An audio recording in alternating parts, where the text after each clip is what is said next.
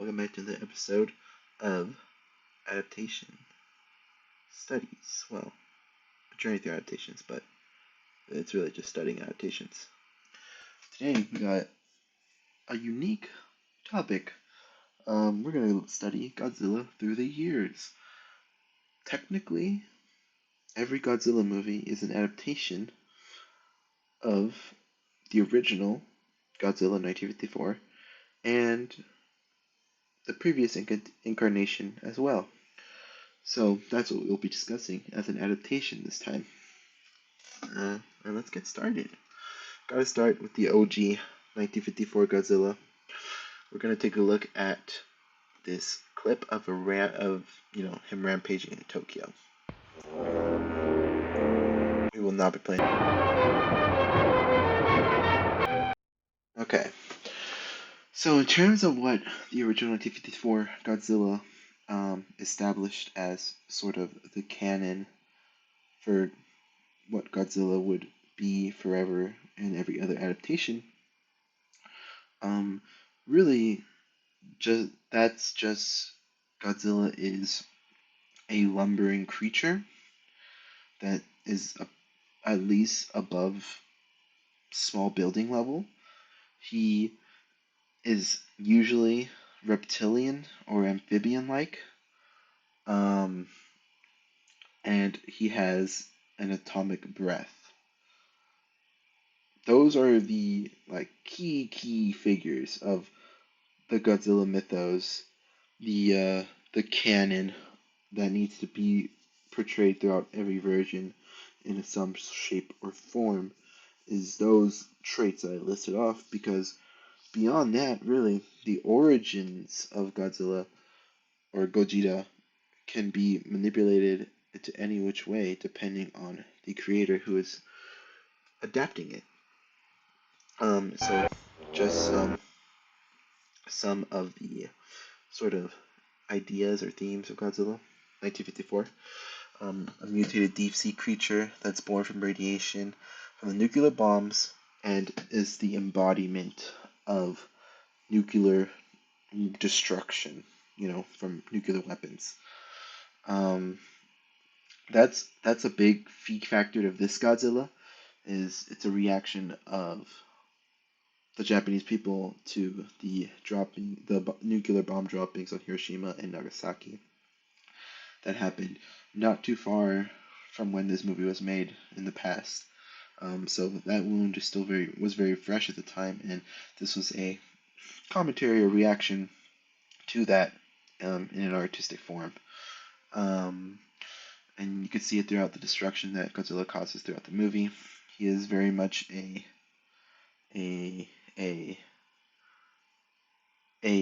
tragedy bringer, a creature of utter destruction. Not necessarily malicious, but very powerful and destructive. And leads to a lot of deaths. What's even sort of sadder that you get to see in this movie, is that the Japanese government, in order to kill Godzilla, they developed the oxygen destroyer, which kills all life, that's under the water and all the oxygen. And they use this on Godzilla to take him down. But it's just a ironic commentary that they have to bring out this weapon, use it on their own country again. That's even deadlier than the nuclear bombs. There's a clip of that.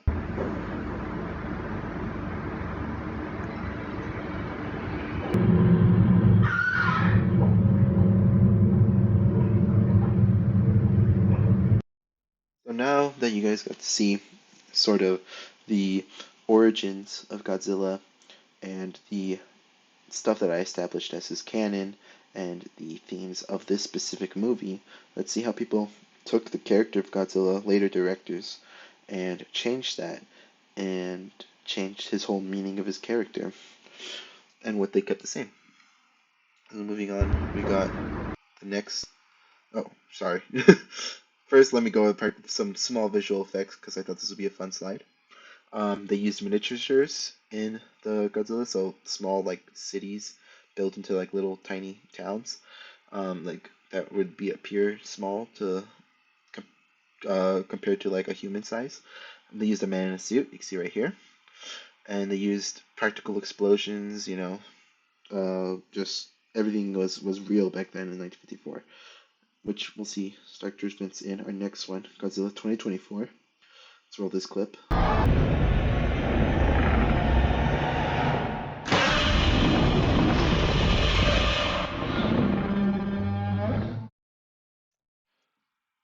Gosh, I have some gripes with the 2014 Godzilla movie, but that scene is really good. Um, so already we can see some slight changes. Godzilla, first of all, in this movie is huge compared to the size he is in the 1954 movie. He's like a small building in the 1954 movie, and this he's towering like towers, large towers.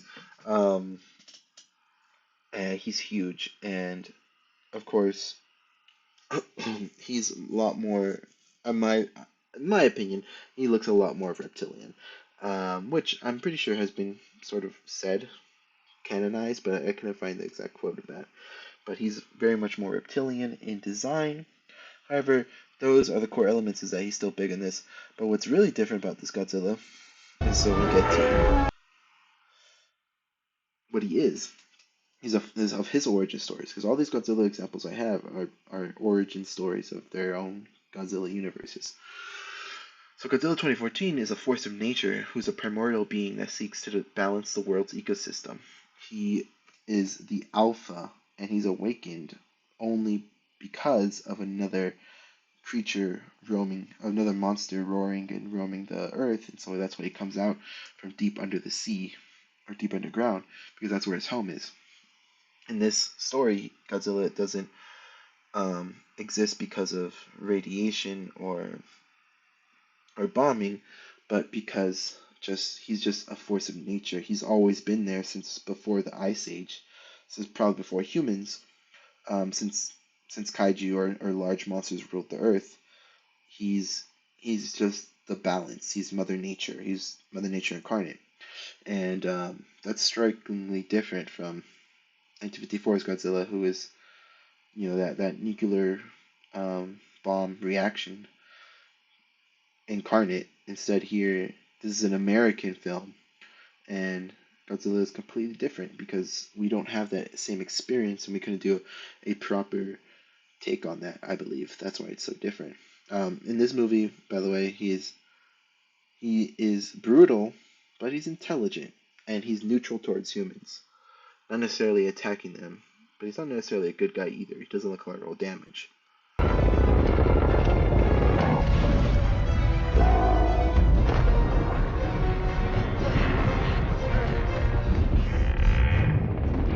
Gosh, I forgot how cool this movie was.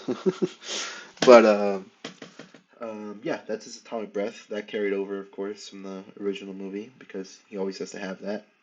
The original one was white or sort of foggy white. This one, of course, it's a straight beam, and it's blue, which is interesting. I'm gonna go. It's just a practical coloring choice, but I do wonder who's everybody's favorite atomic breath color is. So some of the visual effects Godzilla 2014. Of course, this is 2014, a huge jump in time from 1954, and everything is fully CGI. CGI monster fights, CGI destruction of buildings, CGI everything. Um, that's not necessarily a bad thing, but it is something that is different from the original in terms of visual effects. Um, Although admittedly, 2014 Godzilla's visual effects are quite good. Legendary, which is the studio that makes all the Godzilla films, they're very good at their effects. Um, but yeah, so very different meaning of Godzilla with this one, and that is the same for this Godzilla, Shin Godzilla from 2016.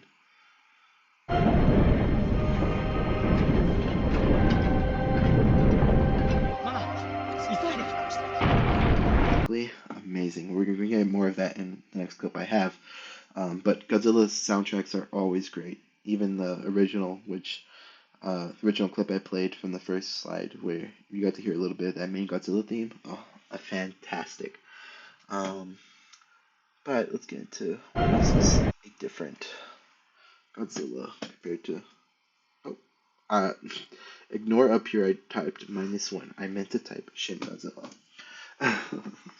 um, Shin Godzilla is a metaphor of the Fukushima nuclear accident that happened not too long before this movie was created, or I guess distributed in 2016. The movie is a satire of the government's slow action to help in the situation. You, I don't have any clips of this because this was mainly focusing on Godzilla adaptation, like as the character Godzilla through time, um, and how like he's.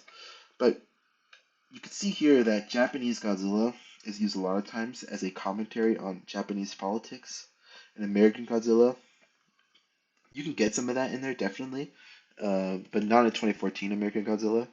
That one is, I wouldn't really say too much of a critique on American government, but the Japanese Godzillas, they always use them as a critique on on Japanese government. At least like the single titled Godzillas, not the ones that are part of like franchises.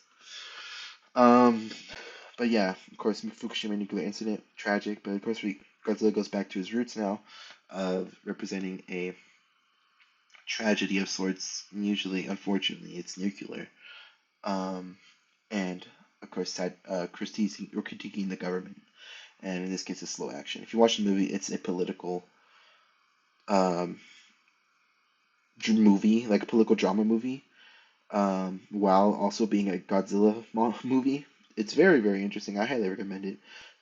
Godzilla in this movie is in constant suffering, and he is forcibly evolving. You see right here, just from the still, he looks different from the just clip I last showed you. That's because he goes through stages in this movie, and that's why he's always in pain and suffering. Um, the Japanese government sits aside as America plans to nuke the country. This is a commentary again as of the Japanese government love of inaction whenever things happen, and the critique that filmmakers use against the government like that. They is saved, of course, by a small Japanese team who frees Shin Godzilla's cells. Um, yeah, that's sort of the whole thing of the movie. Very, very different from 2014 Godzilla, and different from original 1954 Godzilla, but still with some big similarities in the nuclear aspect, and like different in that the government doesn't try to save the day this time, and it's a select small few of politicians and scientists and elite, like small group of citizens who do it. Here's this clip.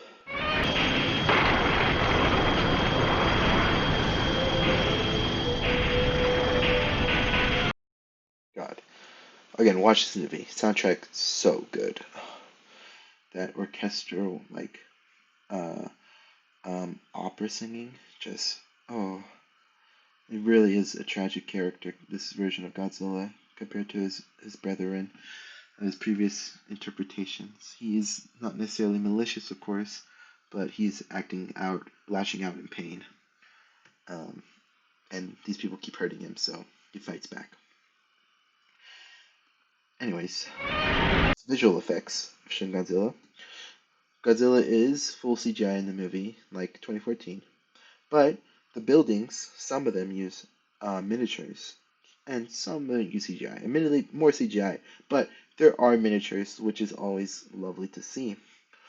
Um, Originally, they're planned for a Godzilla puppet, a large scale one like you see here. I believe this is a leak image of the puppet, but they never used it. And of course, as you saw in the previous clip, purple atomic breath, probably my favorite color, I would say, of atomic breath. It looks so good.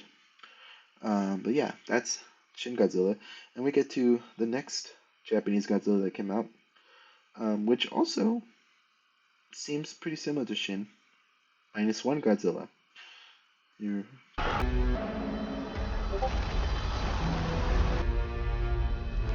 And it looks genuinely fantastic. um, of course, you still have the key features there: amphibious Godzilla, um, building height, Um, Powerful, monstrous creature. And we'll see in this clip, atomic breath too. Um, Another manifestation of nuclear bombing. Of course, this Godzilla takes place back in early post um, World War II Japan. It's a critique on Japanese government again and the self-sacrificing tendencies that they employed. So specifically, a big one is the kamikaze pilots in this movie, or or how the government offers no help in dealing with Godzilla, instead sort of waiting and sacrificing more and more people, which is why, and trying to get aid from other countries and relying on them, which is very similar to the critiques that you find in Shin, um, which is why we get to see the group of survivors band up and they kill this Godzilla and save their country by sinking him into the bottom of the ocean, raising him, and then blowing him up with a plane. Sorry if you haven't seen it before. That's a huge spoiler. You should have saw this movie already. It came out a whole year ago now. um, it's also the this Godzilla invokes survivor's guilt on our main character, and so the whole movie's a big case study on that as well. Of course, this is more in line with Shin Godzilla and a bit of 1954 Godzilla. No relation to 2014 Godzilla really, besides just, I guess, destruction. Um, and yeah, it's interesting to see how those themes carried over. Specifically, whenever a Japanese Godzilla movie does Godzilla, you get nuclear something in it. And then since Shin, you've had critiques on Japanese government's um, poor tendencies to how they react to problems. It's interesting to see that. Here, let's get to see this. I'd